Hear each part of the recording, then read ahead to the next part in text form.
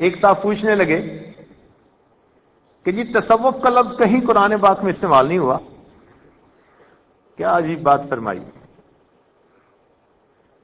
تو ایک ہوتا ہے تحقیقی جواب، ایک ہوتا ہے الزامی جواب. وہ تھے ذرا آزاد منش، کہتے تھے کہ ہم کسی کے پیچھے نہیں چلتے، تقلید کو نہیں مانتے. تو کہنے لگے جی تصوف کا لفظ کہیں قرآن میں نہیں استعمال ہوا. تو میں نے کہا کہ اچھا بخاری شریف کا لفظ استعمال ہوا ہے. کیونکہ ہر بات میں ان کی عادت تھی جی بخاری شریف کی حدیث لاؤ. تو جب پہلی بات یہ کی نا کہ بھئی آپ کو بخاری شریف کا لفظ قرآن پاک میں ملتا ہے، تو وہ تھوڑا سنبھل گیا. پھر اسے بات سمجھائی. اسے کہا کہ دیکھو یہ جو اصطلاحات ہوتی ہیں نا یہ بدلتی رہتی ہیں وقت کے ساتھ ساتھ. اس کی حقیقت کو دیکھنا چاہیے، وہ موجود ہے یہ نہیں. قرآن مجید میں محسنین کا تذکرہ موجود ہے، تو یہ احسان کی کیفیت آخر کیا چیز ہے؟ تو ہم اسے اگر تصوف کہتے ہیں، آپ اسے احسان کہنا شروع کر دیں. سلوک کا لفظ قرآنی لفظ ہے، راستے کو کہتے ہیں، تو آپ اس کو یہ کہنا شروع کر دیں.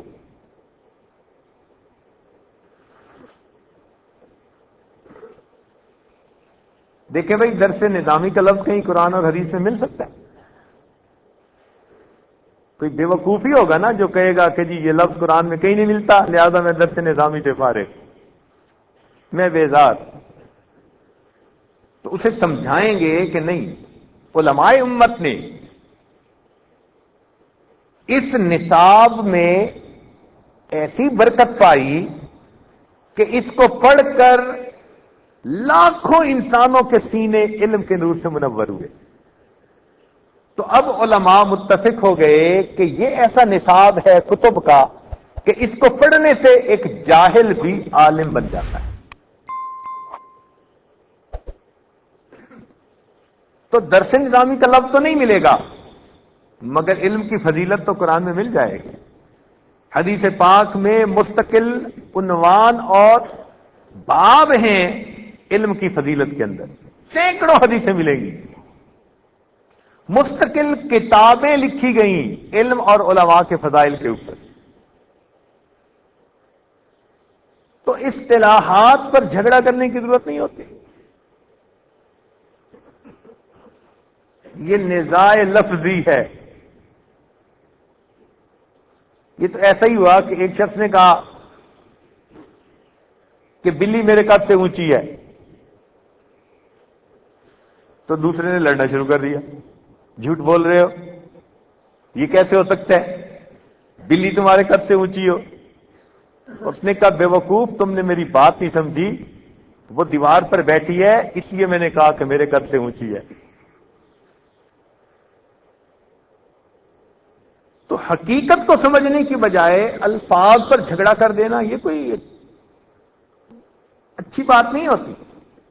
اور ویسے یہ بھی دیکھا کہ بعض لوگوں کو اجزاء سے کوئی اختلاف نہیں ہوتا،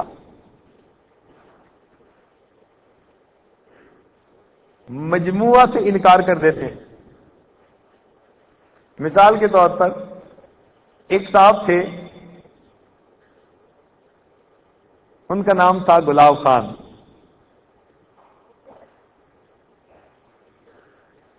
انہیں چینی بہت اچھی لگتی تھی، گھی کے پراٹھے کھاتے تھے، میدا اچھا لگتا تھا، سب چیزیں اچھی لگتی تھی. لیکن ان تمام چیزوں کو ملا کر جب مٹھائی بنائی جاتی جس کو گلاب جامن کہتے ہیں تو یہ نام سن کے چڑھ جاتے تھے. تو ان کو اگر کوئی کہہ دیتا نا گلاب جامن کھایا ہے تو پتہ نہیں کیا ہوتا، وہ مرنے مارنے پہ تل جاتے تھے. تو اب ان کو گلاب جامن سے اختلاف صحیح، لیکن اجزاء سے کوئی اختلاف نہیں ہے. روز چینی استعمال کرتے ہیں، گھی استعمال کرتے ہیں. اسی طرح لوگوں کو تصوف کے لفظ سے تو نزاع ممکن ہے، لیکن اس کی جو حقیقت ہے اس سے کوئی اختلاف نہیں کر سکتا۔ تزکیہ نفس حاصل کرنے کو ہر بندہ ضروری سمجھے گا، تصفیہ قلب حاصل کرنے کو ہر انسان مانے گا، باطن کی بیماریوں کا علاج کروانا ہر شخص ضروری سمجھے گا، اور یہی مقصود ہے۔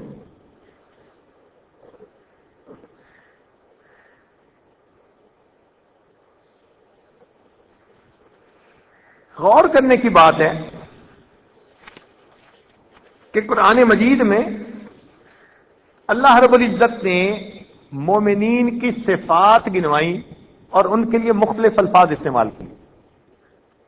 کوئی تو بتائے کہ ذاکرین، صابرین، صادقین، قانتین، خاشعین، موقنین، مخلصین، مخبتین، متوکلین، محسنین، خائفین، متقین، عابدین، راسخین، توابین، متطہرین، یہ تمام صفات اگر کسی بندے کے اندر موجود ہوں تو اس بندے کو کیا کہنا چاہیے؟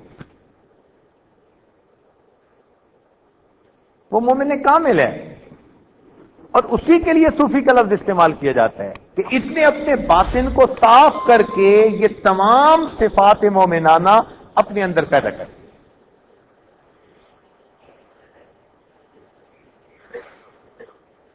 تو ہمارے نزدیک ان تمام صفات کو اپنے اندر پیدا کرنے کی محنت کو تصوف کہتے ہیں، اور اس محنت کے طلبگار اور طالب مولا کو صوفی کہتے ہیں۔